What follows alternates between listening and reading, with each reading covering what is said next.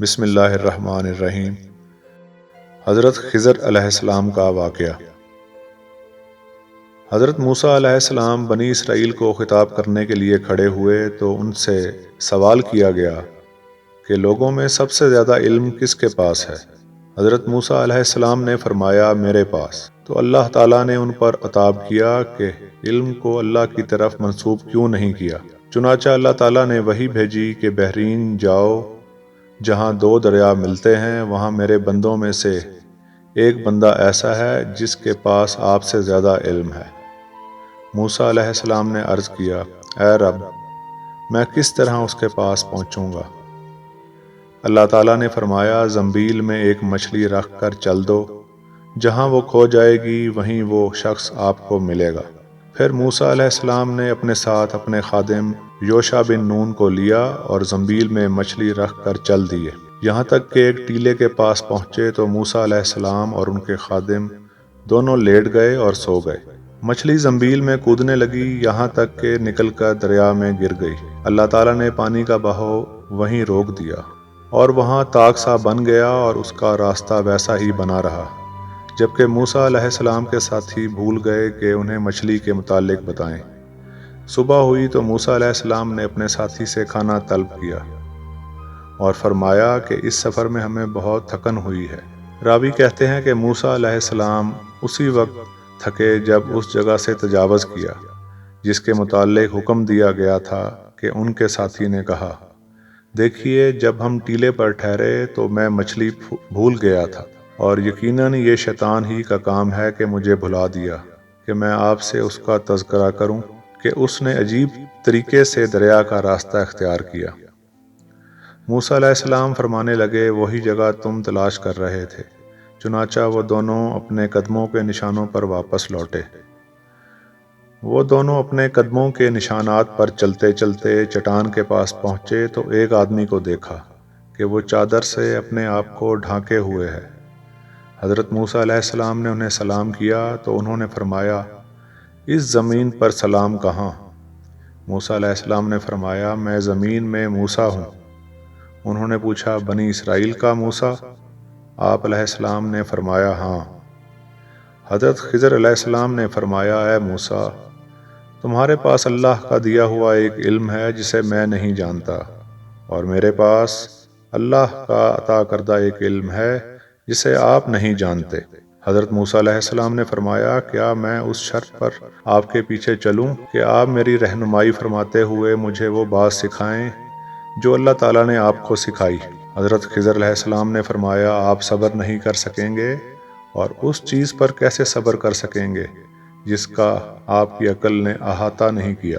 حضرت موسیٰ علیہ السلام نے فرمایا، ان قریب آپ مجھے صبر کرنے والا پائیں گے اور میں آپ کی حکم عدولی نہیں کروں گا۔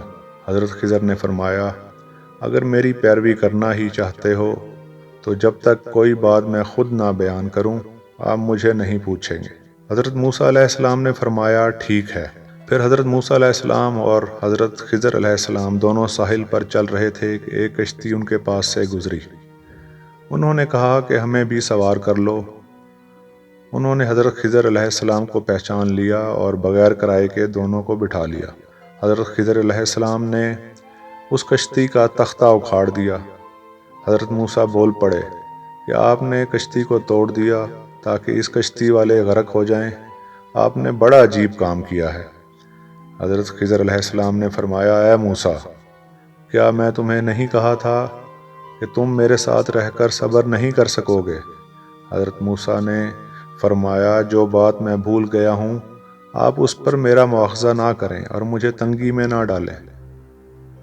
پھر وہ کشتی پر سے اتر کر ابھی ساحل پر چل رہے تھے، ایک بچہ بچوں کے ساتھ کھیل رہا تھا۔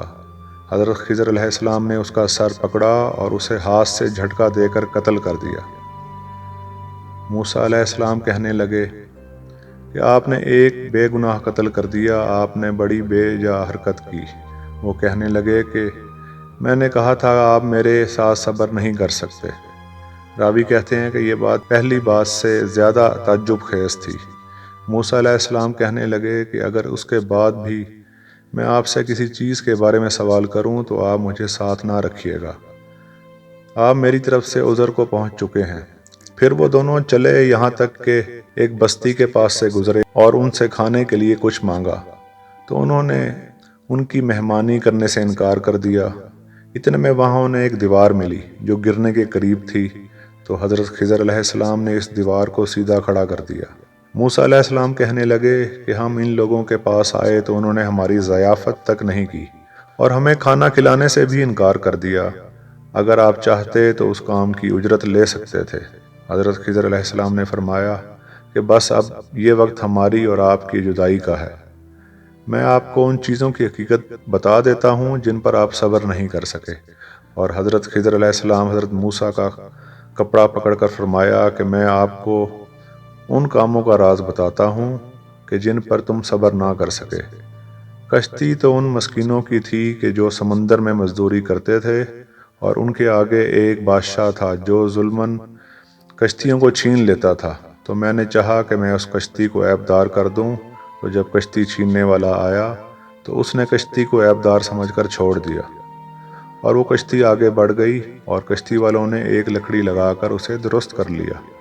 اور وہ لڑکا جسے میں نے قتل کیا بے فطرتاً کافر تھا۔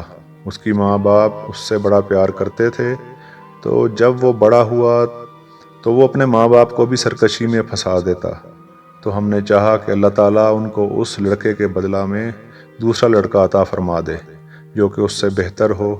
اور وہ دیوار جسے میں نے درست کیا وہ 2 یتیم لڑکوں کی تھی جس کے نیچے خزانہ تھا۔ نبی اکرم صلی اللہ علیہ وآلہ وسلم نے فرمایا، ہماری چاہت تھی کہ موسیٰ علیہ السلام اللہ ان پر رحمت کرے کچھ دیر اور صبر کرتے تاکہ ہمیں ان کی عجیب و غریب خبریں سننے کو ملتی۔ پھر نبی اکرم صلی اللہ علیہ وسلم نے فرمایا کہ موسیٰ نے پہلا سوال تو بھول کر کیا تھا۔ پھر ایک چڑیا آئی جس نے کشتی کے کنارے پر بیٹھ کر دریا میں اپنی چونچ ڈبوئی۔ پھر حضرت خضر علیہ السلام نے موسیٰ علیہ السلام سے فرمایا، میرے اور آپ کے علم نے اللہ کے علم میں سے صرف اس قدر کم کیا جتنا اس چڑیا نے دریا سے۔